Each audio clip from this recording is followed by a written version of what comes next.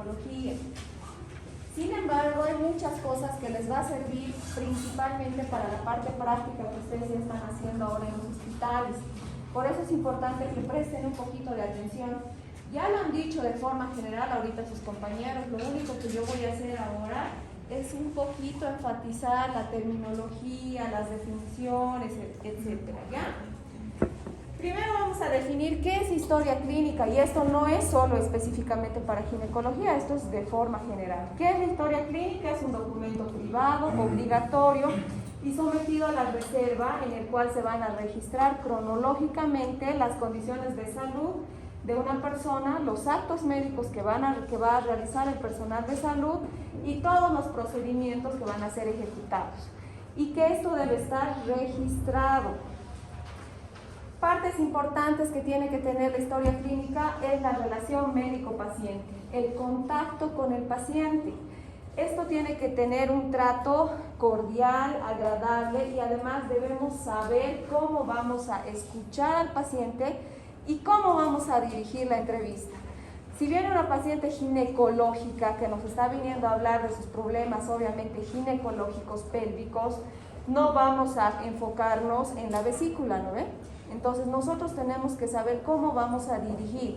O si ella nos está empezando a hablar, por ejemplo, que tiene un dolor, una molestia a nivel, no sé, lo que mencionaba hace un momento de la menopausia, que es tan amplio y que incluye muchas sintomatologías que pueden relacionarse con otras patologías, como con la diabetes, con la migraña, por ejemplo. Entonces, si nosotros pensamos en estas otras cosas, vamos a dirigir nuestra entrevista hacia un cuadro de diabetes, por ejemplo, sin tomar en cuenta que puede ser una paciente menopáusica y que toda la sintomatología que ella nos está contando está relacionada a esto. Por eso es importante que nosotros sepamos cómo vamos a dirigir la entrevista. Obviamente, para eso tenemos que saber cómo vamos a preguntar, del trato cordial que tenemos que tener con la paciente, y todo eso tiene que estar registrado cronológicamente en la historia clínica. Ahora, para hacer nuestro estudio y nuestro examen en la paciente ginecológica, tenemos que tener los implementos y las medidas antes de examinar a la paciente. ¿Qué quiere decir? Que no voy a ir yo a acomodar a mi paciente a la camilla ginecológica, la voy a acomodar poniendo las piernitas de lado y demás, y recién voy a ir a buscar mi espéculo. Eso no está permitido. Tenemos que tener un poco de respeto en el pudor de la paciente, ¿ya? Porque estamos trabajando en zonas muy delicadas y muy íntimas de la mujer. Por eso es que tenemos que tener todos estos cuidados. Y obviamente tenemos que ser muy delicados. Algo que es muy común, principalmente en los hospitales públicos, y ustedes ya lo van a escuchar ahora que están ingresando a los hospitales. Una mujer que está yendo a tener a su bebé por trabajo de parto vaginal, ¿cómo la acomodan en la camilla? Le dicen: a ver, señora, ya acomódate, abre tus piernas. ¿Les parece eso correcto? No, ¿verdad? Entonces, desde ahí nosotros tenemos que aquí partir de la educación que nos estamos formando, y eso no está permitido. Es una mamá que va a dar a luz, entonces tenemos que tener la delicadeza de hablar con la mujer para dirigirla hacia lo que nosotros queremos que ella se acomode, ¿ya? El formato de la historia clínica es un formato general, que lo vamos a hacer no solo en obstetricia, es lo que siempre se hace en cualquier historia clínica. Vamos a registrar la identificación del paciente, el motivo de consulta por el que está viniendo, la enfermedad actual, los antecedentes. De forma breve vamos a hacer una revisión por sistemas, vamos a hacer el examen físico general, igual solo lo relevante o lo positivo, y nos vamos a enfocar en lo que es el examen ginecológico y obstétrico para llegar a un diagnóstico y posteriormente tomar una conducta. En cuanto a lo que son los datos de identificación del paciente, es todo lo que siempre ponemos, cosas relevantes que no debemos olvidar. Lo que ya hemos hablado, la edad de la paciente y el grado de escolaridad. Eso siempre tiene que estar registrado, porque, por ejemplo, en las pacientes obstétricas nos va a condicionar, por ejemplo, un embarazo de alto riesgo obstétrico. Las adolescentes de 14, 15, 16 años. Hoy estoy leyendo en en las noticias que hoy día hay una niña embarazada de 12 años, de 34 semanas, que está internada en la maternidad. Esa paciente es un alto riesgo obstétrico, ya solo por la edad. Por más de que informen que parece una niña de 17 años, etcétera, eso no interesa. La edad cronológica de esa niña ya condiciona su embarazo de alto riesgo, ¿ya? Lo mismo que el grado de escolaridad, porque no es lo mismo una mujer, esa niña, por ejemplo, comparado con ustedes, que ya están en la universidad, que ya están mucho más preparadas, que saben de alguna manera cómo van a enfocar hasta un embarazo. Ella, ¿qué sabe del embarazo? Ella no sabe absolutamente nada. Entonces, hasta eso nos condiciona un embarazo de alto riesgo obstétrico, porque como ella no está informada, puede hasta cometer cosas que no se deben hacer durante el embarazo, por una parte. Y por otra parte, fisiológicamente su cuerpo no está preparado para un embarazo. Entonces, son muchas condicionantes para hablar de alto riesgo obstétrico. Por eso es que debe estar registrado todo esto acá. Y obviamente ahí se va a aumentar si está casada o no casada, que también tiene un connotante psicológico para las mujeres, porque el embarazo, cuando la mujer viene acompañada del esposo, lo toma de una manera que cuando viene solita. Entonces, para eso también sí nos sirve que esté registrado todo eso. En cuanto al motivo de consulta, van a ser muchos los motivos de consulta, pero los más frecuentes son estos. El dolor, que ustedes ya deben saber de memoria qué es Alicia, ¿no ven? Y cómo lo van a describir. ¿Qué significa Alicia, chicos?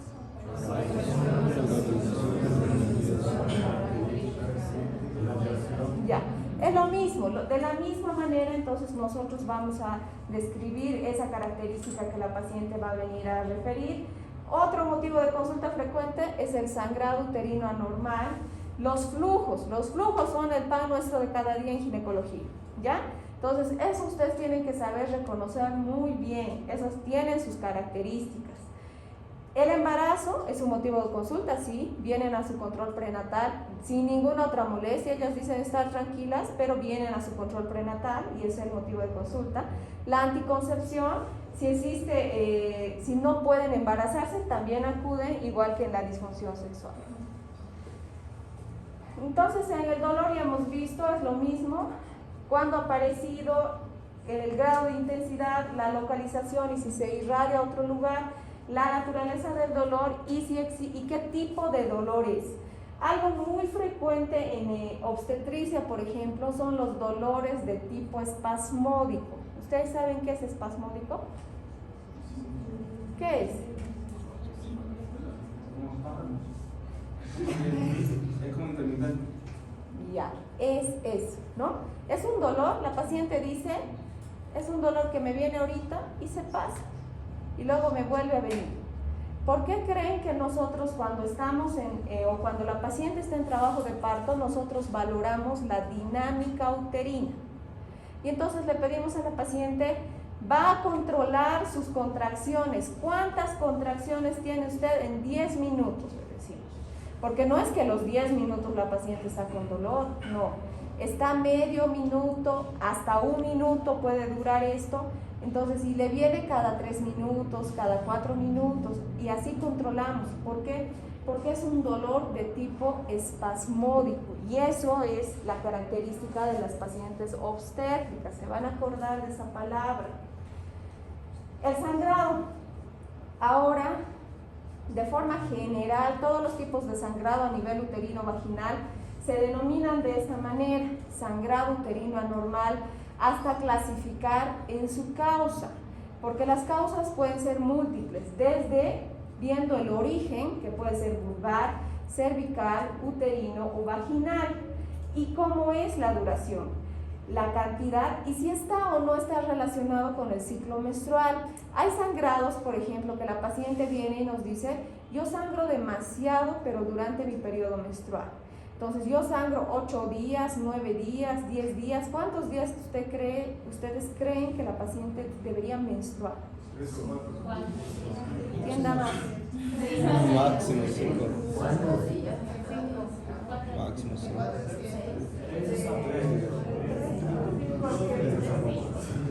hasta 7 días, ¿ya? A partir del día 8 ya no está bien. Entonces, por eso es que ustedes tienen que conocer estos datos generales. Entonces, si ella viene y dice, no, pero yo toda mi vida he menstruado 10 días, pero es que siempre ha estado mal, eso no quiere decir que esté bien, ¿ya? Entonces, son cosas que tenemos que establecer. Ahora viene otra paciente y nos dice, no, es que estoy sangrando ya 2 o 3 veces en el mes. Entonces, eso no está relacionado con su ciclo menstrual. Está pasando algo ahí adentro que tenemos que averiguar, ¿no es cierto? Antiguamente los clasificábamos así, ¿no ve? Esta terminología ya está en desuso, ya no se utiliza. Se los pongo porque muchos de los médicos que todavía trabajan manejan esta terminología. Oligomenorrea cuando el periodo menstrual aparece después de 35 días. Polimenorrea cuando aparece la menstruación antes de los 21 días. Amenorrea cuando no ha habido la menstruación. Y todas estas otras están relacionadas con el periodo menstrual. Algunas, como la metrorragia, se refiere a la cantidad de sangre que se produce durante la menstruación. La menorragia igual a la disminución del sangrado menstrual. Entonces, todas estas solo están relacionadas con la cantidad de sangre, pero ya no se utiliza. Eso vamos a ver cuando estemos viendo sangrados uterinos anormales, que esa ya no es la clasificación más. Esto es algo muy importante. ¿Por qué? Porque la mayoría de las vaginosis o vaginitis tienen diagnóstico clínico, porque ustedes no van a ver a una paciente con estas molestias y le van a mandar a hacer su tinción de Gram o su Papa Nicolau para darle tratamiento. Ustedes por la parte clínica ya tienen que llegar a un diagnóstico y tomar una acción, que es hacer un tratamiento. Por ejemplo, la mayoría de las infecciones tienen características. Hablamos de la candidiasis específicamente. ¿Qué va a venir? La paciente nos va a referir, o nosotros ya vamos a visualizar cuando hagamos el examen, un flujo blanquecino, como leche cortada. ¿Ustedes conocen el quesillo? Es como el quesillo deshecho. Esa es la candidiasis. Y es la única de todas estas que nos produce el prurito. Ninguna de las demás escuece. Las otras pueden presentar ardor, sí, pero no escozor, ¿ya? Entonces, por eso tienen que saber diferenciar. Esta otra, que también es frecuente, también su secreción es blanquecina, un poquito marrón, pero es líquida, no es espesa. ¿Ya? Y esta sí se puede, esta y esta pueden estar clasificadas dentro de las infecciones de transmisión sexual. ¿Qué quiere decir? Que sí la podemos adquirir por medio de la relación sexual. La tricomoniasis es una infección igual que tiene sus características, donde el flujo ya es un amarillo verdoso, además va a ser un poco más espumoso, obviamente no tiene escozor, no hay prurito. Ah, perdón, me olvidaba de la Gardnerella, es una de las pocas que tiene un olor fétido. ¿Alguna vez han escuchado a algún médico decir como olor a pescado? Es esta, ¿ya? Es esa. Ahora, algo que ustedes tienen que saber es que la mayoría de las vaginosis no vienen solas. ¿Qué quiere decir? Que viene la paciente y no solo va a tener la cándida, puede estar ahí la Gardnerella o la tricomona.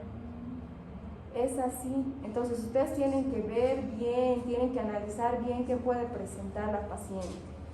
Y por ejemplo, algunas como la clamidia, por ejemplo, nos da características muy particulares a nivel del cervix. Va a ser un cervix en cereza, no sé si lo han escuchado hablar igual. Es un cervix enrojecido, donde además vamos a presentar un flujo muy parecido a este, pero el cervix va a estar bien afectado. Entonces, y la clamidia, si ustedes se ponen a hacer un análisis en toda la ciudad, gran parte, yo diría más del 50% de las mujeres tiene clamidia, ha tenido o está cursando. ¿Me querías preguntar? Ya. Esto es una prueba que se realiza para valorar el pH de la vagina, que es el hidróxido de potasio. Lo único que se hace con esta prueba es que la mayoría de estas bacterias lo que hacen es alcalinizar la vagina.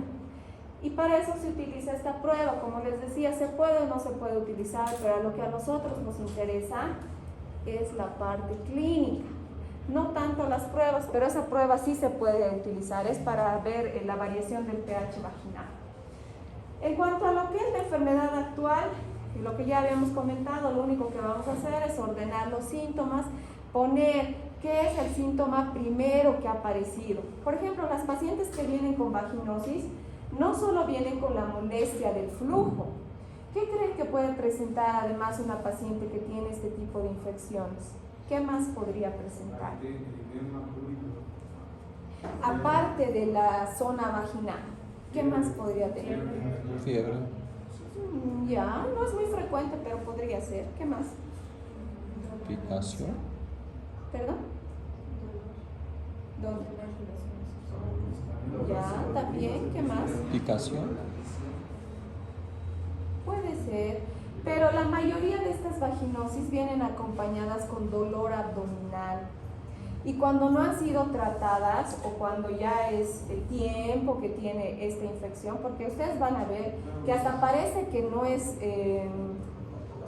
no se pudiera creer, ¿no?, que una mujer viva 1 mes, 2 meses con estas molestias, pero existen estos casos, ¿ya? La paciente te dice, ¿cuánto tiempo estás así? Como 2 meses ya estoy así, pero justo estos días está empeorando. Entonces es hasta ilógico, ¿no? Ustedes pueden decir, ¿cómo puedes vivir así? Pero sí pasa, y son esas pacientes que vienen además acompañadas con dolor abdominal. Es un dolor que, por decir, ha ido otro médico y le ha dicho, tienes lumbalgia, ha ido otro médico, tienes esta otra cosita, y le han detectado, le han dado tratamiento para todo, pero resulta que nada le hace efecto, o todo le hace efecto solo por ese momento. Pero el problema principal es la infección. Entonces, por eso es que tienen que analizar a la paciente así, y eso tiene que estar registrado. Si además la paciente ha recibido algún tratamiento, también tiene que estar registrado. Por ejemplo, las pacientes obstétricas, a nivel de lo que es la enfermedad actual, viene una paciente obstétrica embarazada y nos dice, no tengo ninguna molestia. Entonces, ¿ustedes qué van a poner en la enfermedad actual? ¿Qué reportaría? Control. No, el control prenatal es un motivo de consulta, pero en la enfermedad actual, ¿ustedes qué ponen? Paciente asintomática, ¿qué más? Podemos preguntarle a la señora, ¿usted, señora, cuántos meses de embarazo tiene? 8 meses. Listo, paciente refiere 8 meses de embarazo. ¿Qué más pueden poner en la enfermedad actual? No, pues ya es asintomática, hemos dicho. No. ¿Qué más? Si está embarazada, ¿qué más le podrían preguntar? ¿Se mueve tu bebé? Le dicen, ¿no es cierto? ¿No ven? Los movimientos fetales vamos a registrar. Entonces ahí se pone, refiere movimientos fetales, porque muchas veces ellas dicen, sí se mueve, y llegado el momento, no hay ni fetocardia. Pero la paciente sí refiere que siente movimientos fetales, entonces eso tiene que estar reportado. Ahora, ¿qué más se reporta ahí? Algo muy frecuente y que ahora nosotros ponemos de rutina. ¿Qué creen que son los signos o los síntomas de vasoespasmo? ¿Qué son? ¿A qué les puede sonar eso? Vasoespasmo. ¿Por qué creen que les preguntamos eso a las pacientes? ¿O qué son los síntomas de vasoespasmo? ¿Han escuchado alguna vez? ¿Han escuchado hablar de la preeclampsia? Si tiene hipertensión. Ya, pero no le vas a decir tienes hipertensión, ¿no? Le preguntas los síntomas de hipertensión arterial. ¿Tienes dolor de cabeza? ¿Escuchas un zumbido en el oído? ¿Ves chispitas? Entonces le vas dando los síntomas que nosotros manifestamos cuando hay hipertensión arterial, ¿ya? Y todo eso se reporta acá, en la enfermedad actual. Porque no es nada más poner paciente asintomático y ahí fue, no, todo eso tiene que estar registrado. Y esta parte de la ecografía también, si ella acude con una ecografía, también se reporta en la enfermedad actual. En cuanto a los antecedentes, no hay mucho de qué hablar. En los patológicos vamos a poner solo los relevantes que ella pueda tener. En los antecedentes gineco-obstétricos, igual, solo las cosas relevantes. ¿Conocen la fórmula obstétrica ustedes? ¿Ya la han visto? ¿Esto qué es? ¿Qué es? Gestaciones. P, Partos. Abortos. Cesáreas. estos dos vivos Dos muertos, muertos. ¿ya?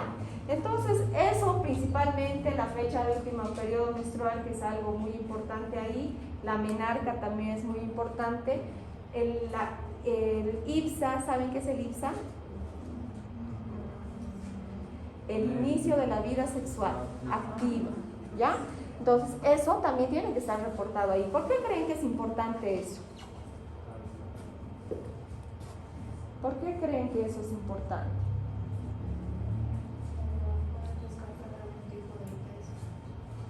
También, pero ustedes saben en cuánto tiempo evoluciona el cáncer de cuello uterino. ¿Cómo se adquiere el cáncer del cuello uterino? Ya, pero ¿en cuánto tiempo de la infección? Aproximadamente, ¿ya? Por eso es importante el inicio de la vida sexual de la mujer. No es lo mismo una mujer que ha iniciado su vida sexual a los 13 años que una que ha iniciado a los 20 años. Aparte que ya lleva el connotonante de las infecciones agravantes, ¿no es cierto? A más infecciones que la mujer haya tenido, más riesgo de tener cáncer.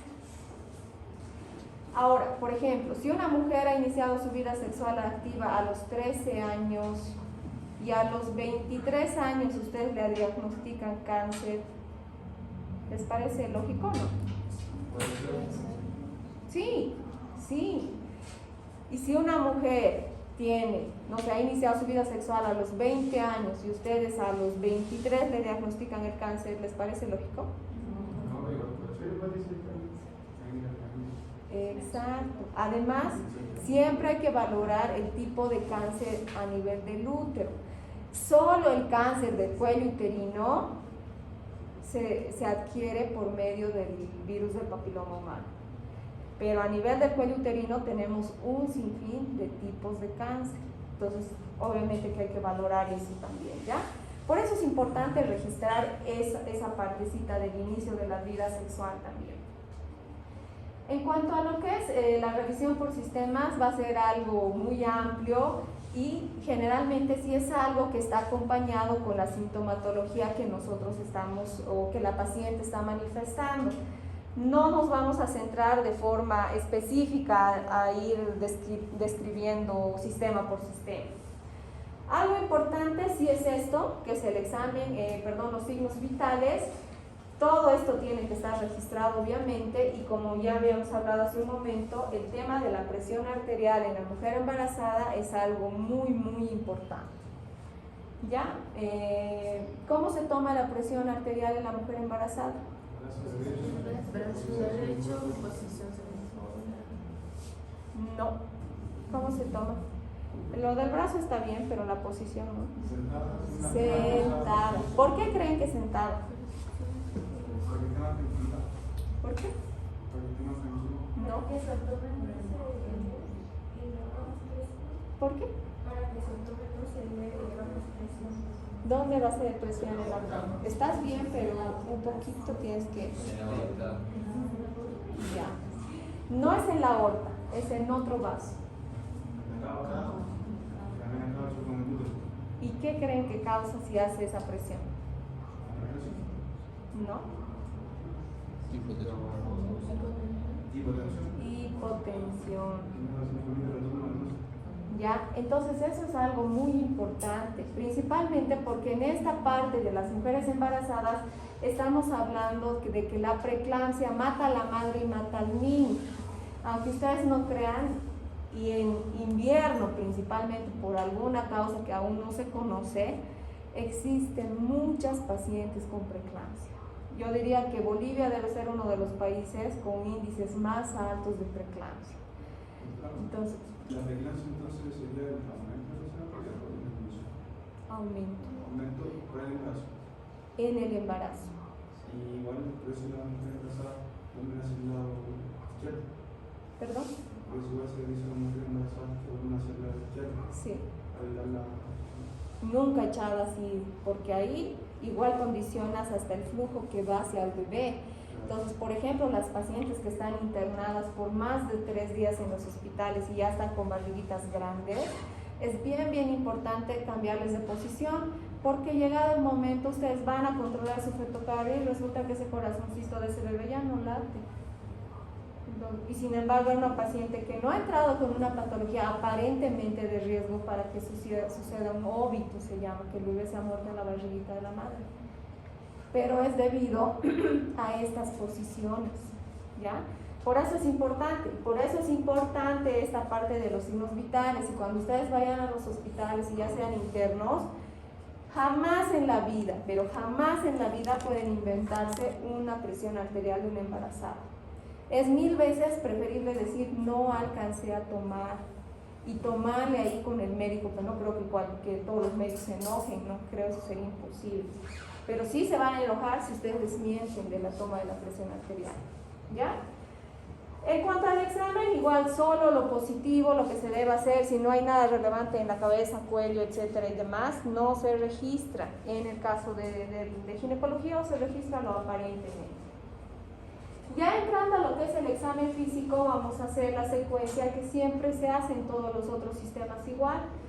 Inspección, palpación, a este caso ya se va a aumentar lo que es la exploración con el espéculo, el tacto vaginal, el tacto bimanual, que también vamos a hablar ahorita, el tacto rectal, la exploración de las mamas y algo apartito es el examen obstétrico, ¿ya?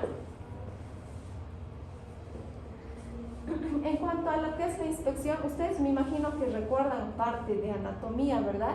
Sin embargo, la próxima clase igual vamos a hablar de lo que es anatomía. Ya para eso igual tienen que venir leyendo, por favor, vamos a hablar de tanto los órganos externos como de los órganos internos. Y para que ustedes puedan identificar en la inspección cada uno de estos órganos y ver si alguno tiene algún compromiso. Algo que también se evalúa es el himen, en este caso existen himenes anulares, tabicados, septados, cribiformes. Esto ya no es tanto el himen, sino es el introito vaginal después del parto, ¿no? Que está más agrandado, más irregular, etc. En cuanto a la palpación, para hacer un examen ginecológico, como ustedes ya lo habían hablado, se evalúa también lo que es el abdomen. Entonces tenemos que hacer la palpación, vamos a valorar obviamente la consistencia, la forma, la movilidad y la sensibilidad del abdomen y su contenido. ¿Por qué creen que se evalúa el abdomen? Porque si ustedes se palpan ahorita, chicas, ninguna va a sentir su útero, porque el útero, ¿qué es? Es un órgano intrapélvico, a no ser que estén embarazadas. Pero ¿por qué creen que se hace esta palpación? ¿Cuál sería la lógica? ¿Perdón? Ya, haciendo un ladito que la paciente esté embarazada. En una paciente ginecológica, ¿por qué haría la palpación? Para ver dolor. Ya, para ver dolor. ¿Qué más podrían encontrar? Masas, ¿verdad? Existen tumoraciones ováricas que incluso simulan embarazos, donde son tan grandes que ocupan toda la región abdominal, y por eso es importante hacer toda esa parte de la palpación y definir, por ejemplo, una tumoración benigna nunca es lo mismo que una maligna. ¿Cuáles creen que sean las características? Las malignas hacen metástasis y las benignas están dedicadas como en grana. Ya, ¿qué más? El dolor igual no son más dolorosas. No, las Su malignas. movimiento móviles. Exacto, por ejemplo, si existe una paciente con una masa grande y ustedes le dicen, a ver, échese de ladito, ustedes mueven la masa a un lado, la masa se mueve sin problema, es más, gira con ella, Eso, por ejemplo, se observa en los quistes gigantes de ovario. Existen quistes gigantes que hasta podemos llegar a extraer hasta 20 litros, imagínense, 20 litros de contenido. Y ustedes dirán, ¿cómo era esa barriga? Era como un embarazo. Pero a esa paciente ustedes le hacen girar de un lado y de otro lado y el líquido gira junto con ella. No es lo mismo en una paciente que tenga un cáncer de ovario, que también puede tener una tumoración grande. Entonces esa paciente, por más de que ustedes le giren al otro lado, aquí arriba va a quedar colgando el tumor y no se va a mover a ningún otro lado. ¿Ya? Por eso es muy importante hacer esta parte de la palpación del abdomen, para valorar igual si existe o no la presencia de ascitis, y obviamente ya vamos a entrar a lo que es a la palpación de la región inguinal, donde no solo vamos a palpar la cavidad vaginal, sino también los ganglios, que es una zona importante para evaluar eso. Ya lo que es la exploración con el espéculo, vamos a visualizar lo que es la vagina. ¿Cómo creen que es una vagina normal? Porque has llegado tarde, si no hubieras visto la clase. ¿Cómo creen que es una vagina normal? Rosada, ¿qué más? Húmeda, ¿qué más? ¿Cuál es la característica de una cavidad vaginal que ningún otro órgano tiene, por ejemplo? ¿No?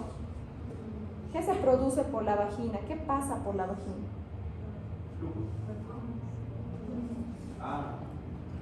¿Qué pasa por la vagina? ¿Qué nace por la vagina? Ya. Entonces, ¿cuál sería su característica? Espesita. Es un canal fibroelástico. Elástica. Entonces, ustedes tienen que siempre valorar eso. Y ahora, cuando nosotros introducimos el espéculo, siempre existe una pequeña resistencia de la paciente, porque no está en un ambiente que obviamente ella se siente un poco invadida, ¿no es cierto? Entonces va a ser al inicio una pequeña resistencia, pero ya cuando ustedes logren introducir el espéculo, tienen que valorar eso, la elasticidad de la vagina, la coloración rosada. Entonces, y en una mujer menopáusica no va a ser así rosadito, va a tener áreas blanquecinas atróficas. Entonces, todo eso ustedes tienen que valorar. Y, por ejemplo, si ven una vagina muy enrojecida, ¿qué creen que puede estar pasando? Una infección. Entonces, todo eso ya les va dirigiendo para su diagnóstico. Y obviamente tienen que valorar si existe desgarros, porque ahora sí llegan muchas pacientes con desgarros debido a relaciones sexuales muy abusivas. Entonces esas pacientes sí llegan, tienen que valorar eso, la presencia de cuerpos extraños, la presencia de secreciones, que es lo que ya hemos hablado, heridas, condilomas y úlceras, tanto a nivel del cérvix como a nivel de la vagina. Este es el cuello uterino o el cérvix, que también va a tener sus características. Por ejemplo, este cuello que es más puntiforme, más redondito, es característico de aquellas mujeres que no han tenido partos vaginales, que puede ser nulípara o han tenido partos por cesárea. Entonces mantiene esa característica. Esta otra característica ya más transversal es de aquellas pacientes que sí han tenido partos vaginales. Ya el cuello va quedando de esa manera. Con el tacto vaginal lo que vamos a valorar es la permeabilidad, la amplitud, la profundidad, los fondos de saco vaginales y el fondo de saco de Douglas. Además, en la paciente obstétrica que está en trabajo de parto, lo que vamos a valorar con el tacto, ¿qué es? La dilatación. Entonces, por eso es importante. Los dedos en la parte ginecológica son muy, muy importantes, ¿ya?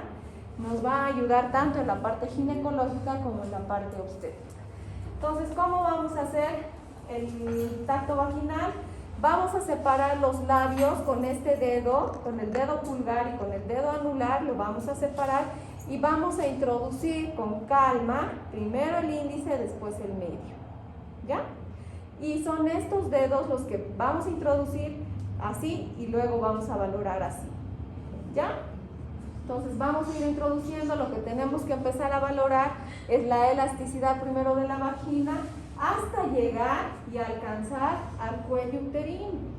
A nivel del cuello uterino vamos a valorar, esa es otra estructura muy importante que siempre debemos valorar, tanto en la parte ginecológica como en la obstétrica. Ya les digo, en la parte ginecológica, el dolor, por ejemplo, a la movilización del cuello nos indica un tipo de infecciones, y cuando la paciente está embarazada, por ejemplo, un embarazo pequeñito, estamos hablando del primer trimestre, y nosotros hacemos este movimiento al cuello uterino y la paciente grita de dolor, nos sugiere un embarazo ectópico. Entonces, por eso es importante la utilización de estos dos dedos y saber a qué diagnósticos nos puede llevar. Que no es meter por meter y a ver qué estoy tocando, no. Ustedes tienen que saber la teoría de qué es lo que están pretendiendo ir a encontrar al hacer este examen. ¿Ya? Entonces, con esta otra imagen vamos a ver mejor. Vamos a separar, ya les he dicho, con estos dos dedos, pulgar y anular. Y después vamos a ir introduciendo el índice y el medio. Y primero vamos a introducir así y luego vamos a valorar así.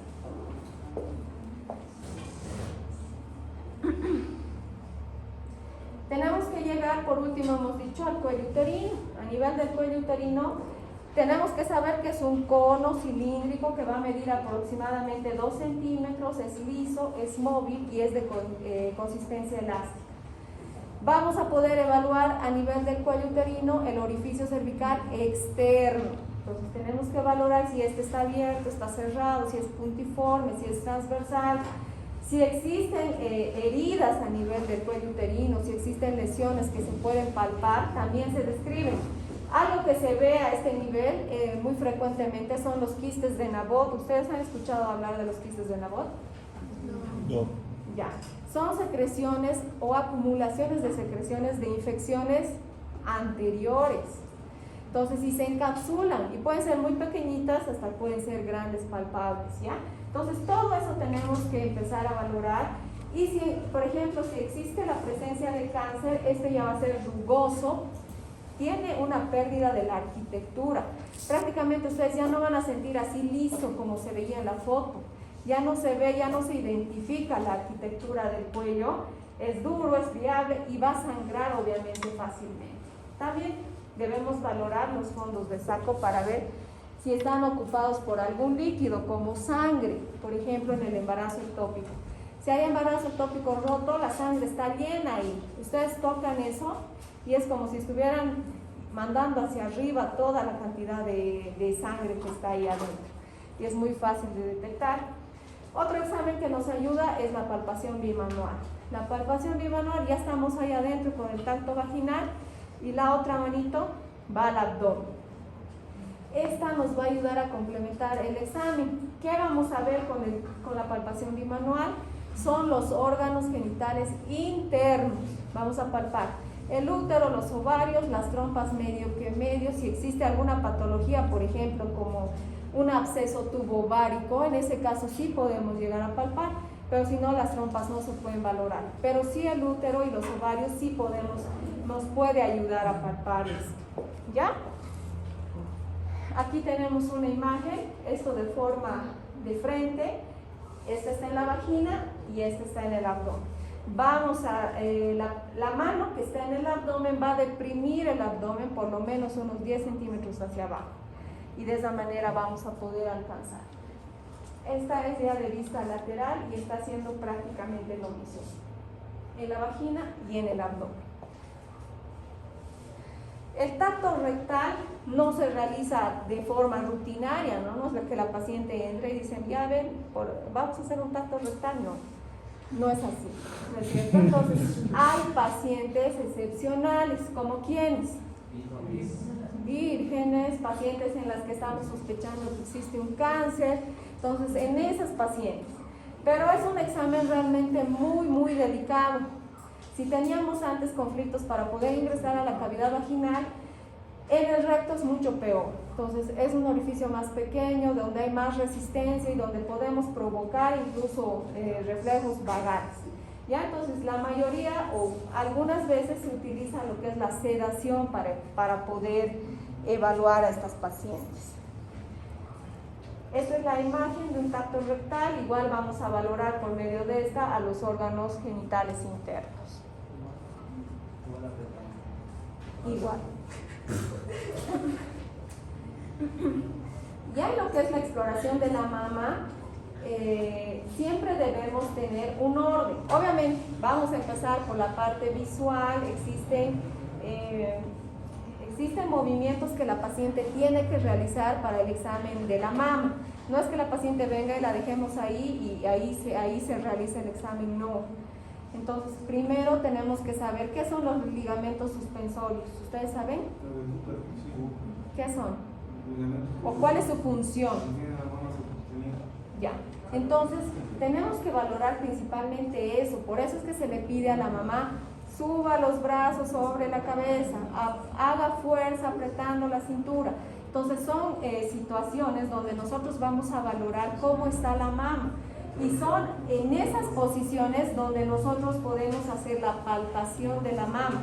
No es en cualquier posición, ¿ya? Entonces ustedes les piden a la mujer o está las manos hacia arriba o aquí a la cintura, y recién pueden hacer la palpación.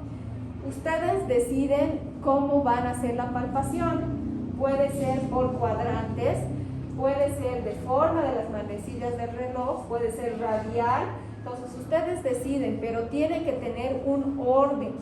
No es que en esta mama le he hecho por los cuadrantes y aquí del otro lado no.